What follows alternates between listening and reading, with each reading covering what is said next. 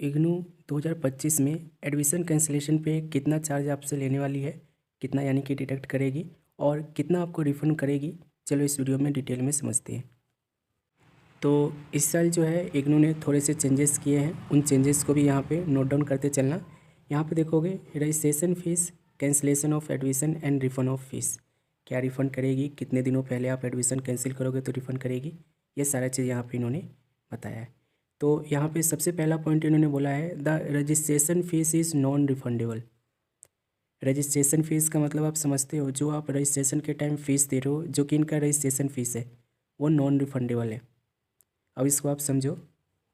जब आप लोग एडमिशन लेते हो तो एडमिशन के टाइम आप लोग का एक तो रजिस्ट्रेशन होता है, एक आप लोग का एकेडमिक ईयर में एडमिशन होता है। तो रजिस्ट्रेशन में जो फ़ीस लगेगा वो नॉन रिफंडेबल है। दूसरा पॉइंट इन्होंने बोला है the fees paid shall be refunded prior to confirmation of admission. एक और चीज़ यहाँ पे नोट डाउन करो, एडमिशन कंफर्म होने से पहले अगर आप एडमिशन कैंसिल करोगे तो रिफ़ंड मिलेगा, एडमिशन कंफर्म होने के बाद अगर आप एडमिशन कैंसिल करोगे तो रिफ़ंड नहीं मिलेगा। ठीक है। तीसरा पॉइंट इन्होंने बोला है an amount equivalent to 50% of the programme fee subject to a ceiling of 2000 will be deducted from the fee paid in case request for cancellation received after the confirmation of admission. ठीक है, ये क्या कहने की कोशिश कर रहे हैं आप यहाँ पे समझा। तीसरा कंडीशन ये बोल रहे हैं कि भाई एडमिशन कंफर्म होने के बाद अगर आप एडमिशन को कैंसिल कर रहे हो तो तीसरा आपका जो कंडीशन लगेगा वो 50% ऑफ प्रोग्राम फीस लगेगा, यानी कि प्रोग्राम फीस में से 50% ये कट कर लेंगे।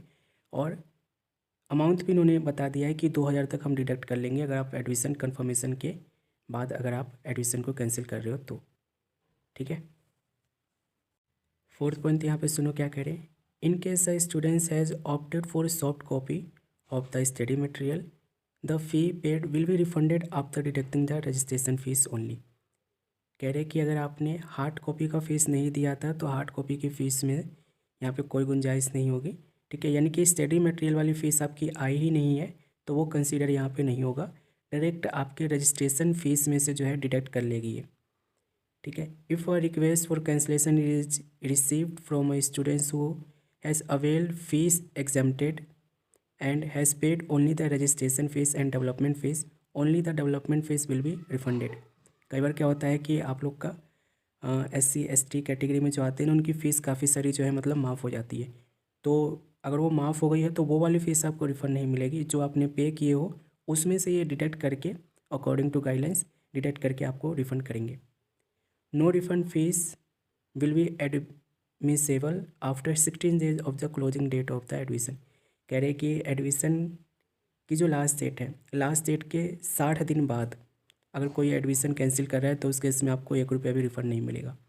ठीक है, तो एडमिशन कैंसिलेशन के लिए ध्यान रखना, रिफ़ंड आपको तभी मिलेगा जब आपका एडमिशन कंफर्म नहीं हुआ होगा।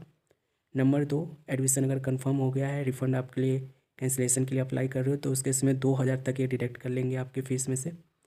4000 के आसपास फ़ीस होती है, उसमें से 50% ये कह रहे हैं कि डिडक्ट कर लेंगे। ठीक है।